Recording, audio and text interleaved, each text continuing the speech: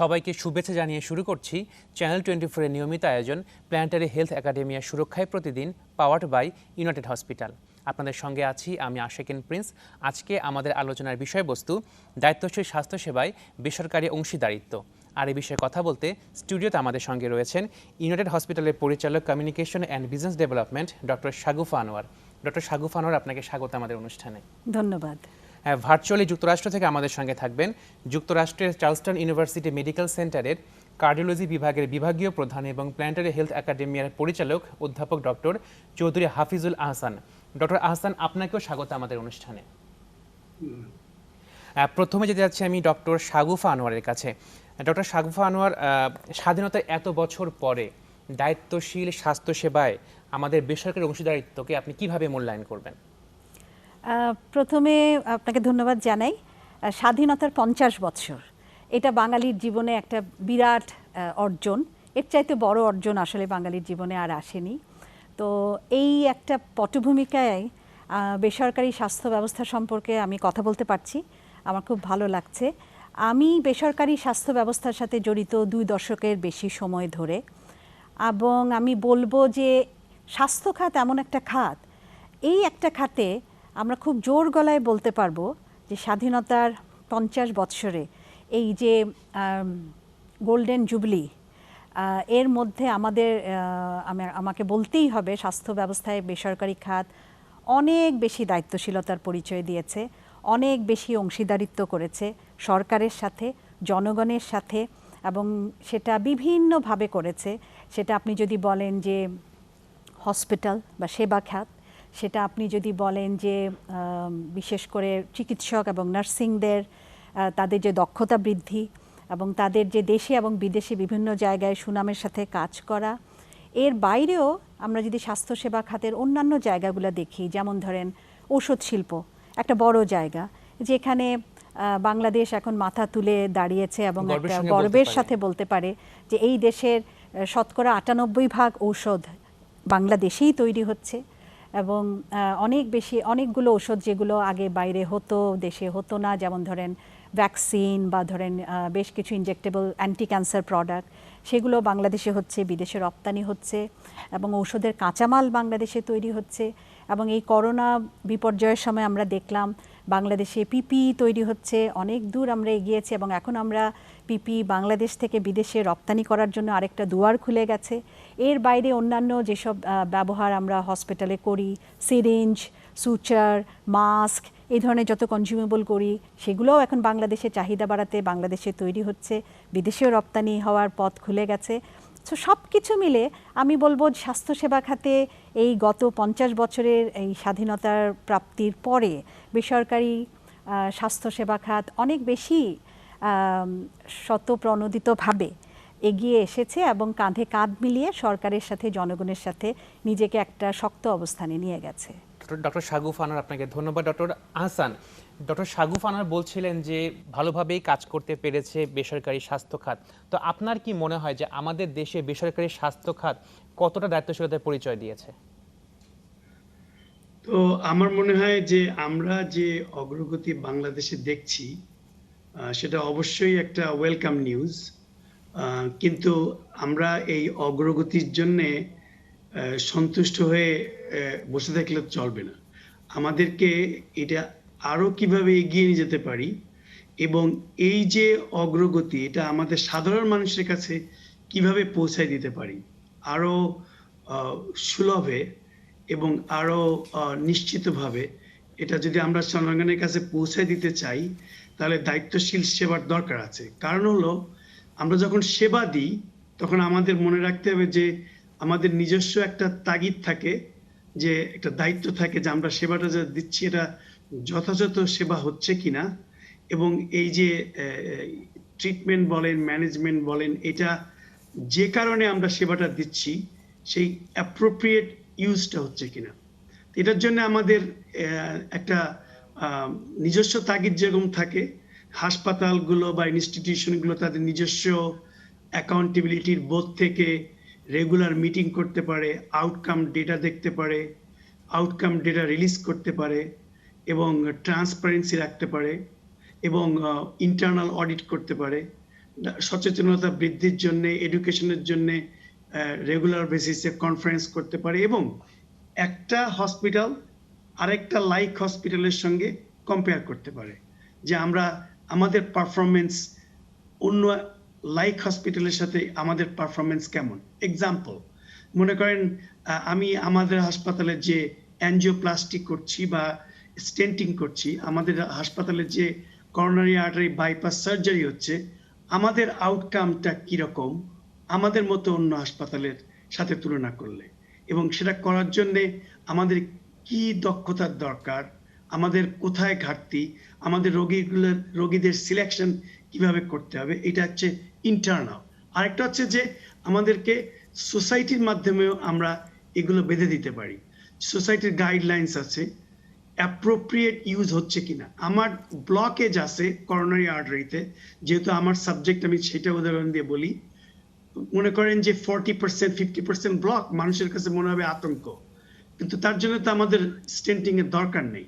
Inappropriate use হচ্ছে কিনা, আমরা যদি মানুষকে যদি ইনঅ্যাপ্রোপ্রিয়েট ইউজ এবং অ্যাপ্রোপ্রিয়েট ইউজ এই দুইটার থেকে যদি আমরা যদি ঠিকমতো ইউজ না করি, তাহলে সাধারণ লোকের জন্য এটা অনেক সময় অর্থনৈতিক বার্ডেন টেনে আনে, এবং এই ইনঅ্যাপ্রোপ্রিয়েট ইউজ যাতে না হয় তার জন্যে আমাদেরকে ইনস্টিটিউশনগুলোর দায়িত্ব নিতে হবে, এবং এই সার্ভিসগুলো দেখার জন্যে, দেখভাল করার জন্যে একটা গার্ডিয়ানশিপ আমাদের সোসাইটির তরফ থেকে আসতে পারে, একটা ইন্ডিপেন্ডেন্ট বডির মাধ্যমে আসতে পারে। জি ডক্টর আহসান, ধন্যবাদ আপনাকে। ডক্টর শাগুফা, ডক্টর আহসান বলছেন যে সুলভে সেবা পাওয়ার একটা কথা বলছিলেন। তো বেসরকারি হাসপাতালে আমরা দেখি যে প্রায় অভিযোগ করা হয় যে সহজে চিকিৎসা সেবা পাওয়া যায় না, মূল্য একটু বেশি। তো এই মূল্যটা বেশি হওয়ার কারণটা কি আসলে? দেখেন, বাংলাদেশের জন্ম তো 50 বছর আগে, আর আমি বলবো স্বাস্থ্য খাতে, বাংলাদেশের স্বাস্থ্য খাতে বেসরকারি পদচারণা এটা খুব বেশি দিনের না, 15-16 বছর বা কিছুটা বেশি। এর মধ্যে যে স্বাস্থ্যসেবা প্রতিষ্ঠানগুলো এগিয়ে এসেছে, তারা কিন্তু সম্পূর্ণ ব্যক্তিগত উদ্যোগেই এসেছে। বেশ কিছু মানুষ যাদের দেশের জন্য কাজ করার ইচ্ছে, যাদের দেশের মানুষের জন্য কাজ করার ইচ্ছে, এবং দেশের মানুষ যে বিদেশে চলে গিয়ে অনেক টাকা খরচ করে সর্বশান্ত হয়ে সঠিক বা কিছুটা সঠিক চিকিৎসা নিয়ে আসে বা আসতে পারে না, তাদেরকে দেশে ধরে রাখার জন্য আত্মীয় পরিজনের মাধ্যমে চিকিৎসা দেওয়ার যে একটা প্রয়াস, সেই থেকেই কিন্তু বেসরকারি স্বাস্থ্যসেবা খাতে আমরা বেশ কিছু প্রতিষ্ঠানের জন্ম দেখেছি যারা আজকে এই জায়গায় এসছে। তার মধ্যে আমি একটা হসপিটালে কাজ করছি, ইউনাইটেড হসপিটাল। ইনফ্যাক্ট আমি গত 1 দশকের বেশি সময় ধরেই বেসরকারি স্বাস্থ্যসেবা খাতে হসপিটালে কাজ করছি। সো আমি বলবো এখানে যে পরিমাণ, আমরা কিন্তু একটা ধনী দেশ না, বাংলাদেশ কিন্তু একটা ধনী দেশ না। সো আমি যখন আমার দেশকে অন্যান্য একটা ধনী দেশের পটভূমিকায়, ধনী দেশের গত 100-150 বছরের ইতিহাস নিয়ে যারা কাজ করছে হসপিটালগুলোতে, তাদের সাথে যখন আমি একটা তুলনামূলক নিক্তিতে আমার দেশের বেসরকারি স্বাস্থ্যসেবা খাতকে তুলনা করি, তুলনাটা কিছুটা আমি বলবো যে সামঞ্জস্যটা কিছুটা হারায়। তারপরেও আমি আমার নিজের দেশের পরিপ্রেক্ষিতে বলবো যে গত 15-16 বছরে উদ্যোক্তাদের একান্ত প্রচেষ্টায় এবং ব্যক্তিগত প্রচেষ্টায় স্বাস্থ্যসেবা খাত যেখানে এসেছে এবং যে পরিমাণ খরচ করা হয়েছে, এবং আপনি জানেন আমরা যদি বলি যে আমরা কোয়ালিটি ট্রিটমেন্ট দেব বা আমরা মানসম্মত চিকিৎসা দেব, সেটা কখনোই কিন্তু তার পিছনে কিন্তু ইনভেস্টমেন্ট কখনোই কম নয়, বেশি হতেই হবে। কারণ আমি যদি বলি বিশ্বমানের চিকিৎসা দেব, আমাকে বিশ্বমানের চিকিৎসাই দিতে হবে, সেখানে কোনো কম বা বেশি নেই। আপনি কম টাকা দিলেন, আপনাকে কম মানের চিকিৎসা দিলাম, আরেকজন বেশি টাকা দিল, তাকে বেশি মানের চিকিৎসা দিলাম, এ ধরনের কোনো কিন্তু স্কেল বা নিক্তি নেই। তো আমি যেটা বলবো যে যেহেতু বাংলাদেশে কোনো ধরনের প্রণোদনা নেই বেসরকারি স্বাস্থ্যসেবা খাতে, বা যেহেতু কোনো ধরনের বিদেশের মতো সরকার বা বেসরকারি খাতে মেডিকেল ইন্স্যুরেন্সের কোনো ব্যবস্থা নেই, রোগী যখন আসছে বেসরকারি খাতে চিকিৎসা নিতে, তখন ছোট বড় মাঝারি যেই চিকিৎসাই সে নিক না কেন, সম্পূর্ণ তাকে দিতে হচ্ছে নিজের ব্যক্তিগত খরচ থেকে। তো এই ব্যক্তিগত খরচটা তো বেশি হবেই। বেসরকারি স্বাস্থ্যসেবা দেওয়ার মতো সেরকম মানের হসপিটাল কটাই বা আছে বাংলাদেশে, কতগুলো মানুষ, তারা যখন আসবে তাদের উপরে তখন এককভাবে অনেক আর্থিক চাপ পড়বে।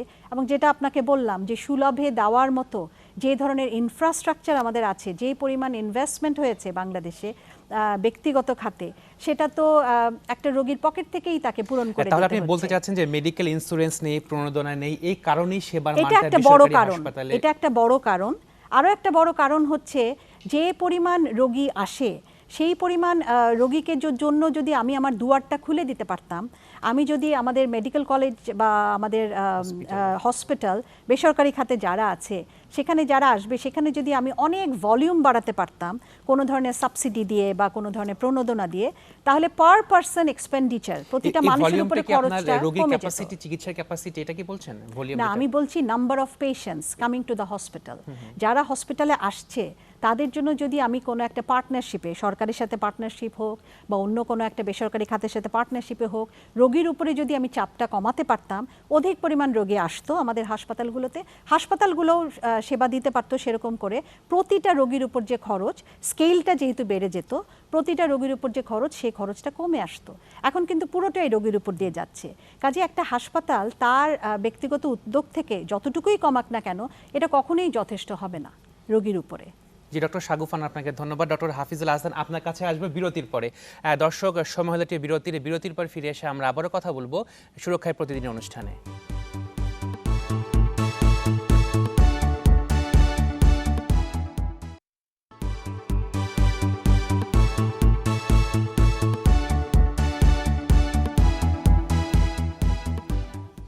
বিরতির পর আমরা আবারও ফিরে এলাম প্ল্যানেটারি হেলথ একাডেমিয়া সুরক্ষায় প্রতিদিন, পাওয়ার্ড বাই ইউনাইটেড হসপিটাল। আজকে আমরা কথা বলছি দায়িত্বশীল স্বাস্থ্য ব্যবস্থায় বেসরকারি অংশীদারিত্ব। এ পর্যায়ে আমি আবার যেতে যাচ্ছি ডক্টর চৌধুরী হাফিজুল আহসানের কাছে। ডক্টর আহসান, ডক্টর শাগুফা আনোয়ার বলছিলেন বিরতির আগে যে মেডিকেল ইন্স্যুরেন্সের সেভাবে নাই বাংলাদেশে, প্রণোদনা নেই, এই কারণে হয়তো বা চিকিৎসা সেবা মূল্যটা বেশি। তো আপনার কি মনে হয় যে বাংলাদেশে যেভাবে টাকা খরচ করা হচ্ছে ঠিক সেভাবে ট্রিটমেন্ট পাচ্ছে আমাদের দেশের রোগীরা? আমি একটু বলি জিনিসটা একটু পরিষ্কার করে। সেটা হচ্ছে যে একটা হলো যথাযথ স্বাস্থ্যসেবা দেওয়া, আর একটা হলো স্বাস্থ্যসেবায় কত অর্থ ব্যয়। স্বাস্থ্যসেবায় কত অর্থ ব্যয়, এটা যদি আমরা সুস্থ প্রতিযোগিতার মাধ্যমে যাই, তাহলে এই কস্টিংটা নেমে আসবে।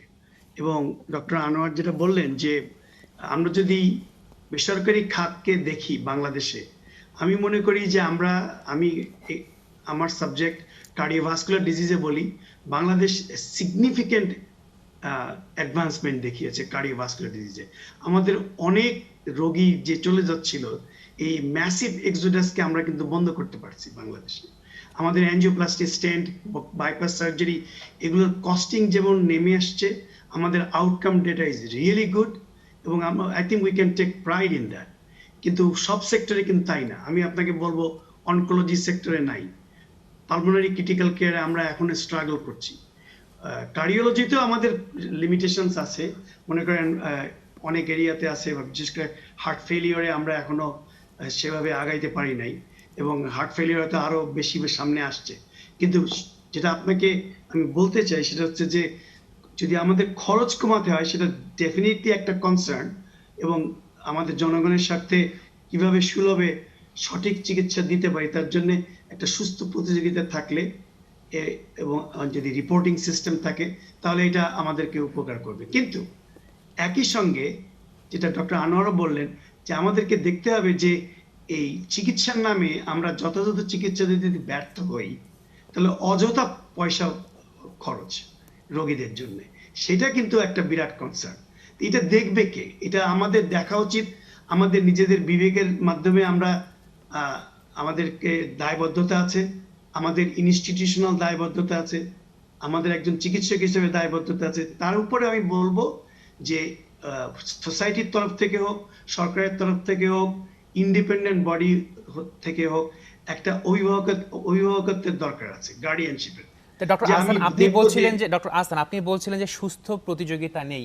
এই সুস্থ প্রতিযোগিতা নেই কেন? এই ঘাটতিটা কোন জায়গায় আসলে? আমি কিন্তু বলি নাই সুস্থ প্রতিযোগিতা নাই, আমি বলছি সুস্থ প্রতিযোগিতা আমরা উৎসাহ দিব। সুস্থ প্রতিযোগিতা বাংলাদেশে বেসরকারি খাতে অন্তত ঢাকা শহরে হয়েছে বলেই কিন্তু আমরা অনেক অগ্রগতি দেখতে পাচ্ছি। আমি যখন যদি 20 বছর আগে চিন্তা করি, আমরা একটা অ্যানজিওপ্লাস্টি স্টেন্টিংয়ের সময় আমাদের রোগীদের অনেক চিন্তা করতে হতো। এখন কিন্তু রোগীরা একদম চিন্তা করেন না, কারণ আমাদের সিস্টেমের পরে রোগীদের আস্থা আসছে। এখন কস্টিং এটা আমাদের একটা বিষয়, কিন্তু সেটা যদি সুস্থ প্রতিযোগিতা থাকে, কস্টিংটা কিন্তু মার্কেট প্রাইসে ঠিক থাকবে। আপনি বললেন যে ইন্স্যুরেন্স, আমরা মনে করেন ইউনাইটেড স্টেটসে ইন্স্যুরেন্স ডিল করছি, এটা মানে এই না কিন্তু যে ইন্স্যুরেন্সের মাধ্যমে আমাদের কস্টিং নামতেছে, আনলেস যদি ইন্স্যুরেন্স আমাদেরকে বাধ্য করে কস্টিং নামিয়ে আনতে। তো সুতরাং এটা কিন্তু একটা কমপ্লেক্স ব্যাপার। কিন্তু ইন্স্যুরেন্সের মাধ্যমে একটা জিনিস কিন্তু হচ্ছে যে অ্যাপ্রোপ্রিয়েট ইউজ হচ্ছে কিনা। আমি যদি অ্যাপ্রোপ্রিয়েট কারণে ইউজ না করি কোনো প্রসিডিওর, তাহলে ইন্স্যুরেন্সের কিন্তু রাইট আছে আমাকে পেমেন্ট না দেওয়ার। কিন্তু সাধারণ মানুষ কিন্তু তা নাই। আপনি জামা কিনতে যান, একটা কসমেটিক্স কিনতে যান, আপনি আপনার চয়েস মতো কিনতে পারেন। কিন্তু হেলথে যেহেতু আপনার নলেজ নাই, আপনি জানেন না যে গলব্লাডার একটা ফেলছে ডাক্তার বা অ্যাপেন্ডিক্স অপারেশন হচ্ছে, এটা কিন্তু আসলেই দরকার ছিল কিনা, এই জিনিসটা কে দেখবে?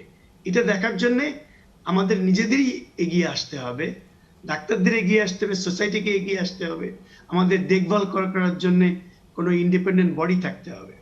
জি ডক্টর হাসান, আপনাকে ধন্যবাদ। ডক্টর শাগুফা আনোয়ার, যে ইন্টিগ্রিটির কথা বলা হচ্ছিল, তো বেসরকারি স্বাস্থ্যখাত কতটুকু ইন্টিগ্রিটি দেখাতে পেরেছে? কারণ আমরা বেসরকারি হসপিটালে গেলেই রোগীরা বলেন যে একটা ট্রিটমেন্টের দরকার নেই অথবা টেস্টের দরকার নেই, সে টেস্ট দিয়ে দেওয়া হচ্ছে, অযথা বিভিন্ন টেস্ট দেওয়া হচ্ছে। তো এই অভিযোগটা আপনি কিভাবে খণ্ডন করবেন? এটা তো একটা খুব কঠিন একটা আপনি কথা বললেন। ইন্টিগ্রিটি কিন্তু একটা মারাত্মক একটা ব্যাপার। আমি স্বাস্থ্য সেবা খাতে কাজ করব, আমি একজন স্বাস্থ্য সেবা কর্মী, আর আমার মধ্যে ইন্টিগ্রিটি থাকবে না, এই দুটো একসাথে আসলে চলতেই পারে না। যে স্বাস্থ্য সেবা খাতে কাজ করবে তার মধ্যে ইন্টিগ্রিটি থাকাটা is a must, it comes by default, এটা তার মধ্যে থাকতেই হবে।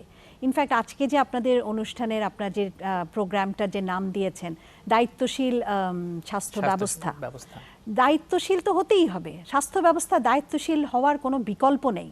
স্বাস্থ্য ব্যবস্থাকে দায়িত্বশীল হতেই হবে। এটা একটা মানুষের জীবন মরণের ব্যাপার। এখানে দায়িত্বশীলতা থাকবে না তো কোথায় থাকবে? কাজে এটা নিয়ে আমার মনে হয় কোনো বিতর্কের অবকাশ নেই, এটা থাকতেই হবে। বরং আপনি যে জায়গাটা বলছিলেন যে রোগীদের মধ্যে অভিযোগ, বেসরকারি খাতে যাচ্ছি, অপ্রয়োজনীয় টেস্ট করছে, এটা পুরোপুরি মিথ্যা না। এটা অনেক সময় আমাদের খারাপ লাগে, আমরা যারা মনে করি যে আমরা সঠিকভাবে কাজ করছি, দিনে রাতে রোগীদের অভিযোগ শুনছি, তাদেরকে বুঝাচ্ছি, তখন আমাদের কাছে অনেক সময় কষ্ট লাগে যে হয়তো আমরা একটা থ্যাঙ্কলেস কাজ করছি, বোঝাচ্ছি, রোগীরা বুঝতে পারছে না, আমাদের ভুল বুঝছেন। এটা আসলে কোনো একটি ব্যক্তিগত স্বাস্থ্য প্রতিষ্ঠানের দায় না, বা একটি ব্যক্তিগত স্বাস্থ্য প্রতিষ্ঠানের করার কথা না, এটা পুরো সিস্টেমই করবে। কাজে একজনের দায় আরেকজনের উপরে অবশ্যই বর্তায়। একটা কথাই শুধু আমি এখানে জোর দেব, যে কোনো স্বাস্থ্য প্রতিষ্ঠানের জন্য দেশে এবং বিদেশে, সেটা হলো যে প্রচুর পরিমাণ কমিউনিকেশন থাকতে হবে। আমি নিজে একজন হেলথ কমিউনিকেশন স্পেশালিস্ট, আমি মনে করি স্বাস্থ্য সেবা খাতে প্রচুর এবং সঠিক কমিউনিকেশনের কোনো বিকল্প নেই। গ্যাপটা হচ্ছে এই কারণে আমরা এটার প্রয়োজনীয়তাটা বুঝি না, 1 নম্বর। 2 নম্বর কথা হচ্ছে যারা কমিউনিকেশনটা করবেন তাদেরকে খুব সহজভাবে, রোগী যেভাবে বোঝে, রোগী যেভাবে বুঝতে চায়, রোগীকে যেভাবে বোঝালে রোগী বা এবং তার স্বজনরা বুঝবে সেভাবে বোঝাতে হবে। আরেকটা কথা হচ্ছে আমাদের দেশের রোগীদের কিন্তু সাথে সবসময় পরিবার পরিজন পরিবেষ্টিত থাকে, এটা আমাদের দেশের একটা কালচার, ভালো কালচারই বলতে হবে। আমাদের সবসময় আত্মীয় পরিজন দিয়ে আমরা ঘেরা থাকি, যার ফলে হয় কি, যে রোগী হয় অধিকাংশ ক্ষেত্রে টাকা দেওয়ার ক্ষমতাটা তার না, তার বাবার বা তার ভাইয়ের বা তার চাচার। সো রোগী বুঝলে হবে না, যে টাকাটা দিচ্ছে তাকেও বুঝতে হবে। অনেক ক্ষেত্রে দেখা যায় আজকে একজন পরিজনের একজন মেম্বার, কালকে আরেকজন মেম্বার, পরশুদিন আরেকজন মেম্বার, কেউ না কেউ থাকছে। তো বোঝানোটা সবসময় একটু দ্রবীভূত হয়ে যায়, ডাইলিউটেড হয়ে যায়। যিনি আজকে খুব ভালোভাবে বুঝলেন, কালকে তিনি নেই, পরশুদিন আরেকজন আসলেন। সো এই ধরনের কমপ্লেক্সিটি কিন্তু বিদেশে নেই। বিদেশে চিকিৎসা খাতে আপনি দেখবেন যখনই কোনো হসপিটালে যাবেন, বোঝাতে গেলে রোগীর সাথে কিন্তু তারা একজনের সাথে কথা বলবে, তাদের ওখানে কিন্তু নেক্সট অফ কিন একজন, যে যাবে তার সাথেই কথা বলবে অথবা রোগীর সাথে কথা বলবে। এবং অধিকাংশ ক্ষেত্রে তার নিজের শরীরের দায়িত্ব কিন্তু রোগী নিজেই নেয়, সে খরচ করুক বা না করুক। এবং ডাক্তাররাও রোগীকেই বোঝায়, এই তোমার রোগ, এই তোমার খরচ, এই 10টা চিকিৎসা করতে হবে, তারপরে ক্যান্সারে তোমার এতগুলো কেমোথেরাপি নিতে হবে, তারপরে আবার 5 সপ্তাহ গ্যাপ, তারপর আবার এসে নিতে হবে। এবং ডাক্তাররা রোগীকে বোঝায়, তার কারণ হচ্ছে ফোকাস অফ ট্রিটমেন্টটাতে হচ্ছে আমার শরীর, আমার রোগ, আমার দায়িত্ব আমাকেই নিতে হবে। আমাদের দেশে কিন্তু উল্টা। আমাদের দেশে এখন কিছুটা ঠিক হচ্ছে, তবে উল্টা এই কারণে অনেক লোক দেখবেন যে খুব সুস্থ সমর্থ, সে সব দায়িত্ব নিচ্ছে, সে হয়তো একটা বড় কোম্পানির এমডি, সব কিছু করছে, যেই তার রোগটা হলো বা বড় কোনো রোগ হলো, ক্যান্সার হলো, হার্ট অ্যাটাক হলো, অমনি সে সব হালটাল ছেড়ে দিল, আমি আর কিছু জানি, আমার মেয়ে দেখবে, আমার ছেলে জানে, আমি এই ব্যাপারে কোনো কথা বলতে পারবো না, ওরা জানে, ওরা দেখছে। এই একটা অসহায়ত্বের কাছে আমাদের একটা আত্মসমর্পণ। তো আলহামদুলিল্লাহ, আল্লাহর রহমতে আমরা এখন এখান থেকে বেরিয়ে আসছি। আমি এটাই বলবো যে প্রতিটা রোগীর তার নিজের রোগ সম্পর্কে যতদূর সম্ভব সচেতন হওয়া উচিত, পড়াশোনা করা উচিত, সে যে চিকিৎসকের কাছে যাচ্ছে তার সম্পর্কে জানা উচিত, জানার চেষ্টা করা উচিত। যে হসপিটালে সে যাবে সেই হসপিটাল সম্পর্কে তার নিজের থেকে এবং তার পরিবারের থেকে জানার চেষ্টা করা উচিত। এবং হসপিটালের মধ্যেও যারা কাজ করে, মোমেন্টে কি আসলে জানা সম্ভব হসপিটাল সম্পর্কে, সম্ভব না। আস্থা তো আপনাকে রাখতেই হবে, এবং সেই সময়ে দায়িত্বশীল ভূমিকাটা তো রাখার প্রাথমিক দায়িত্ব অবশ্যই হসপিটালের যারা কাজ করছে সবার, শুধুমাত্র চিকিৎসক না, চিকিৎসকের কাছে যাওয়ার আগে আরও অনেক লোক আছে, তাদের প্রত্যেকের। এবং আমি বলবো প্রতিটা ধাপে রোগী বা রোগীর স্বজনকে বুঝিয়ে বলার দরকার আছে।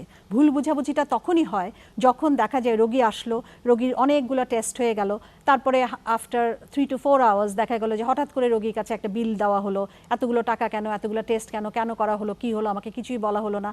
এই সময় কনফিউশনটা হয়। আর বেশি হয় গভীর রাতে যখন হয় বা ভোরবেলা যখন কেউ থাকে না, একটা হুড়াহুড়ির মধ্যে হয়। আমার ব্যক্তিগত অভিজ্ঞতায় দেখেছি সেই সময়ই হয়। আমি সবাইকেই বলবো, সে স্বাস্থ্যসেবা কর্মী, চিকিৎসক, নার্স তো বটেই, অন্য যারা আছে, প্রতিটা জিনিস যেন রোগী বা রোগীর স্বজনকে বুঝিয়ে বলা হয়, এই টেস্টটা বা এই প্রসিজিওরটা এই জন্যই করছি এবং এটাতে এই পরিমাণ খরচ হবে, এবং সে রাজি আছে কিনা। যেহেতু বেসরকারি স্বাস্থ্যসেবা খাতে তাকে টাকা দিয়ে চিকিৎসা করতে হবে, তার মতামত এবং তার কনসেন্ট এটা অত্যন্ত জরুরি। ডক্টর শাগুফান, আপনাকে অসংখ্য ধন্যবাদ। আবার আসবো আপনার কাছে বিরতির পর। ডক্টর আহসান, আপনার কাছেও আসবে বিরতির পরে। দর্শক, সময় হতে বিরতির পর ফিরে এসে আমরা আবারও কথা বলবো সুরক্ষায় প্রতিদিন অনুষ্ঠানে।